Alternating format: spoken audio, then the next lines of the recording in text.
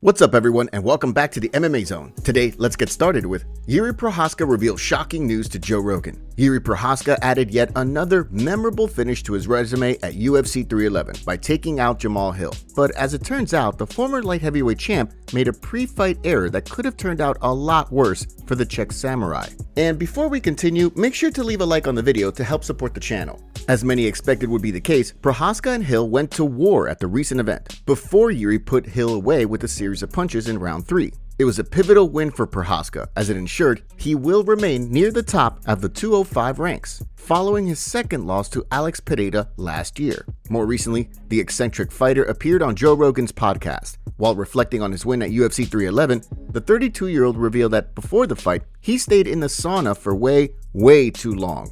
I thought I will do my best when I will go to the sauna night before the weigh-in and spend there. And again, I switched myself in the sauna and I was there like for 2 hours. Oh no!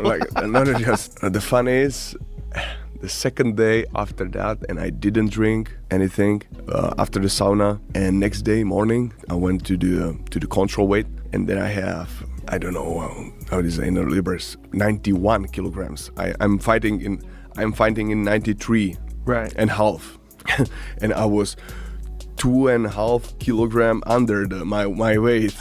So it's like 200 pounds. So yeah. I was the only one guy who was in a row to the weigh-in, and I tried to hide myself before other guys, and I drank 1 liter of the water, 2 liters of the wow.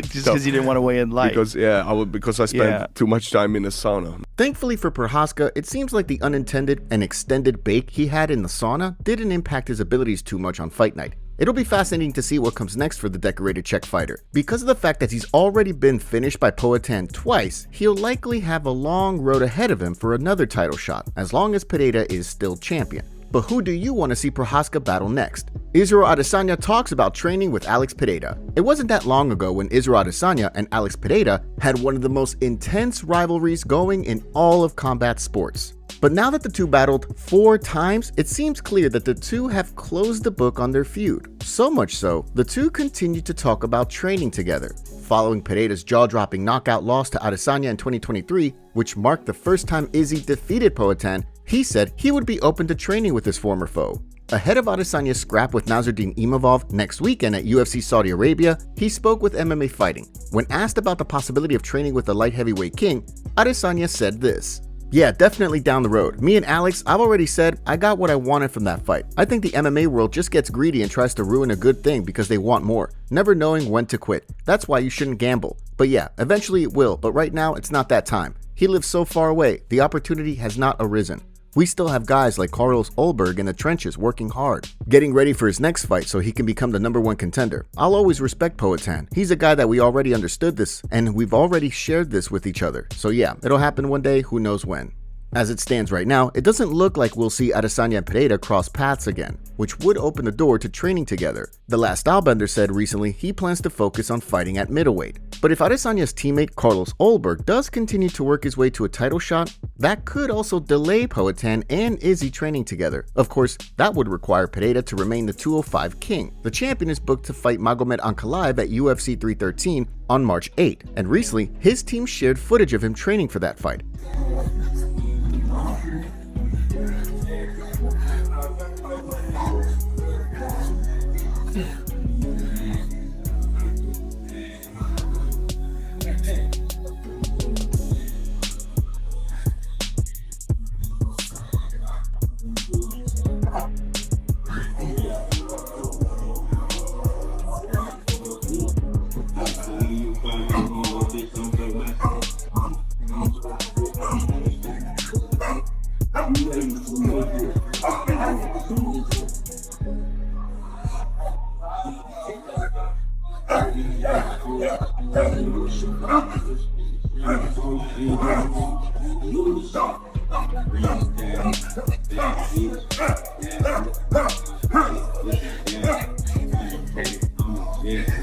Who are you picking to win the long-discussed Pereira and Khabib scrap?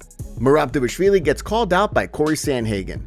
Now that Merab Dvalishvili has handed Nurmagomedov his first defeat, there's been a lot of talk lately about whether there's someone on the UFC roster who can actually beat the relentless grappling machine. Well, the way Cory Sandhagen sees it, his skills and style are exactly what a challenger needs to defeat the champion. Heading into the pay-per-view, there was no shortage of people who believed that Nurmagomedov was going to end Dvalishvili's reign. While the fight was close, ultimately, the Georgian star did enough to retain the bantamweight crown. So due to the fact that Merab has already defeated several of the UFC's top bantamweight contenders, there's been a lot of debate lately about who poses a serious threat to his reign. Well, while speaking with SiriusXM recently, Cory Sandhagen argued he is. Not to be clickbaity, but I do think that I have the style to beat Merab. You can say whatever you want about my style, but I do believe that I have some of the best footwork in the sport, and I can create space better than anyone. I think that I have Dvalishvili's kryptonite, and in a recent YouTube video Sandhagen posted, he also outlined why he thinks his style is bad news for Merab. Styles makes fights, right? I think that if you're going to be a guy that fights against Merab, you have to have really good footwork and be able to defend takedowns in an energy efficient way. I do think that if there's a style that beats Merab, it's one that controls the space the best. Say whatever you want about my style. What you have to say about it is I probably have the best footwork in the division, and if not, the best way up there. I hold space, keep space, close it, open it. Better than anyone in the division. Now, since Sandhagen is coming off a loss to Nurmagomedov, he won't be fighting Merab anytime soon. But if he does fight Dvalishvili down the line, do you see the Sandman taking his title?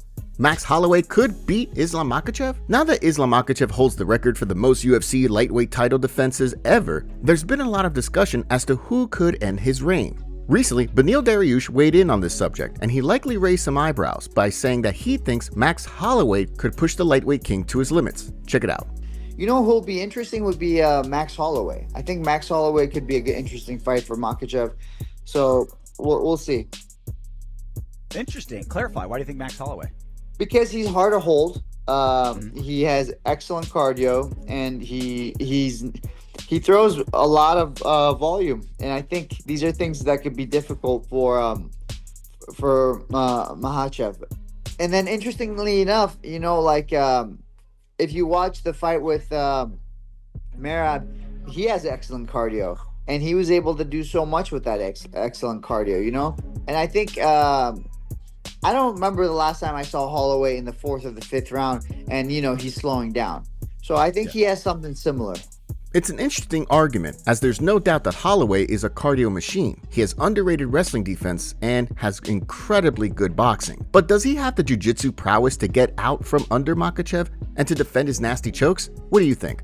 UFC Fight Updates. Let's take a look at some of the bouts that UFC matchmakers have booked for the upcoming schedule. Marcel Dorf is reporting that featherweights Ricardo Ramos and Chepe Mariscal will lock horns at the UFC's March 1st Vegas card. Ramos is coming off a split decision victory over Josh Coulibaugh after dropping consecutive fights to Julian Erosa and Charles Jourdain. Mariscal, meanwhile, is riding a 7-fight winning streak and most recently recorded a unanimous decision win over Damon Jackson.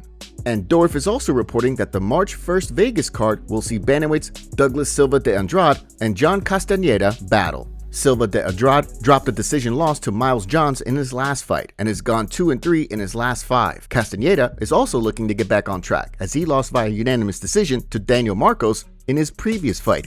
Castaneda is 3-2 in his last 5 fights.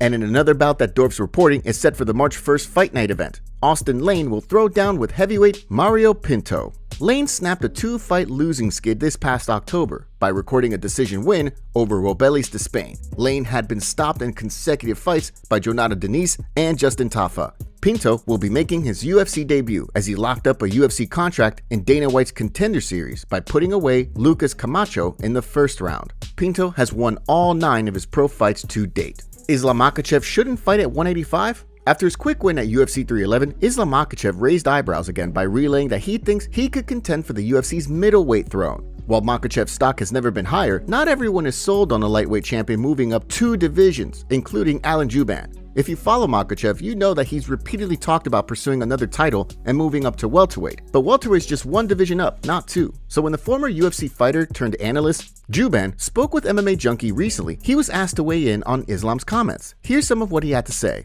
I don't need to see it. I like to see guys at their weight do dominant things and set records. That's when we talk about greatness. Do I take it seriously? Yeah, I take it seriously. I think he actually feels that's what he wants to do. Has he earned it? Yeah, he set the record with 4 title defenses. Obviously, if Islam goes up to 185, he wants to win. but if he doesn't win, he can say, so what? I'm still the lightweight champ. I still have the belt, so I've got nothing to lose. That's why I don't like these double champs. It's one thing if he goes up to 170, but to go up 2 weight classes is unreasonable. He's got nothing to lose. I need to have something at stake in these fights. And there's nothing at stake if he goes and loses and comes back down and defends his belt and is putting the division on hold.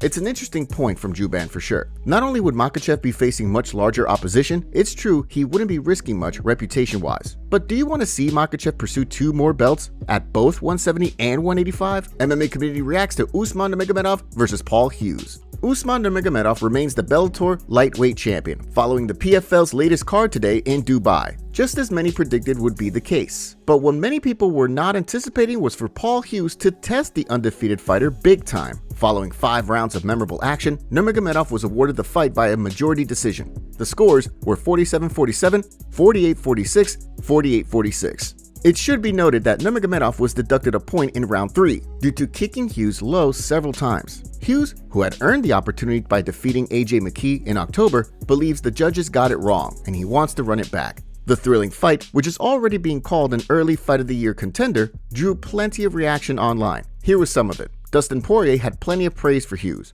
Paul Hughes is legit. Dude can fight. According to Dylan Dennis and many others, the judges screwed Hughes over. Paul Hughes was robbed. Nurmagomedov was gassed and scurrying for his life. Hughes deserved that win. From MMA Weasel, Usman Nurmagomedov wins 48-46. They gave him 4 rounds. I thought Paul Hughes won that fight. From Oben Elliott. Big news, Paul Hughes, you may have lost the decision, but you definitely won the fight. The main man. 10,000% he was robbed. From Jack Slack MMA. LOL, even with the point deduction, they managed to give it to Usman. Sportnet's Aaron Bronstetter pushed back, however, at all the he was robbed talk, seeing a lot of robbery talk after everyone was talking about how close and competitive the rounds were. Close rounds can go to either fighter. The judge's job isn't to evenly distribute them. Bilal Muhammad took the opportunity to praise Usman's legendary cousin. That's why Khabib is the GOAT. Cory Anderson was thrilled with what he saw. What a fight. That is what PFL MMA needed to make some noise. Round of applause, gentlemen. Now we need to keep fights rolling. As was Chris Daukaus. Absolutely great championship fight. Jake Paul, meanwhile, went all in on the Dagestan versus Ireland angle, although chances are not everyone is in agreement with his take. Paul Hughes did what Conor McGregor couldn't do. Congrats, my guy. You won regardless of the outcome. Big ups to both men. And finally, Luke Thomas believes the PFL should take Hughes up on his proposal to run it back in Belfast. Paul Hughes calls for a rematch in Belfast. My lord, the scenes there would be incredible. Conor McGregor also reacted to fight, saying, tremendous fight and performance, easy win for Hughes. He dominated that fight and Umar exactly what it says on the tin, a Nurmagomedov. Runner, sprinter, bolter, scarper, scurrying fighter. The Nurmagomedovs are not fighters. They are the most non-fighting fighters out of Dagestan in all time. Run away around the cage and shoot. Dagestan is better than the Nurmagomedovs, and that's a fact. Paul Hughes came out after the fight and released the following video. Thought I'd put this out, talk about the fight, couldn't be bothered writing a post, but just hit them stitches. Yeah, look, obviously as always I'm going to have to watch it back to get a good assessment and a clear-minded assessment, but as we know, we all thought I won that one. I think the judges' scorecards were pretty ridiculous. But I mean, as I say, I'll watch it back with a clear mind. I'm just judging from the energy of the arena and everyone surrounding the cage. I thought it was mine. I'm not going to make excuses though. I should have pushed harder. And I will the next time. I know we'll fight again. Felt like the stoppage with the 4th round with the head clash changed the momentum of the fight. I feel like I was breaking him. I was ripping him so hard to the body, and I felt him releasing. I knew my momentum was coming up and I would have emptied the tank, but that changed the kind of the flow, and he got good recovery, which, look, the headbutt was a headbutt. It was accidental. He has all the right to take that recovery. But yeah, I just want to, I'm obviously disappointed. I'm gutted, I really am. I'm proud of myself, but I need to get that back. I deserve to have that belt soon. But I just want to thank everyone for coming out.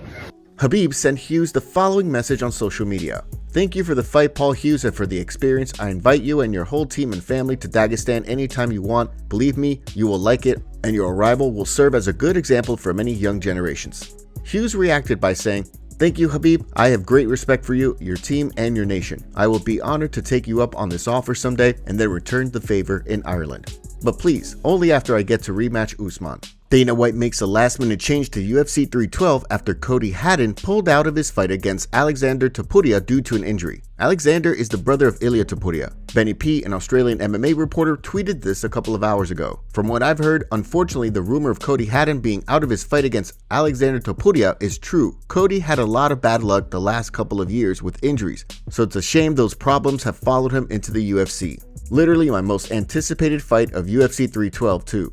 The UFC was quick to rebook a fight for Alexander Topuria, giving him Colby Thickness, who's verbally accepted to step in at UFC 312. It's important to note, Colby Thickness is Alexander Volkanovski's training and sparring partner, so it'll be a very interesting fight. What are your thoughts on the last minute change? Let us know down in the comment section below.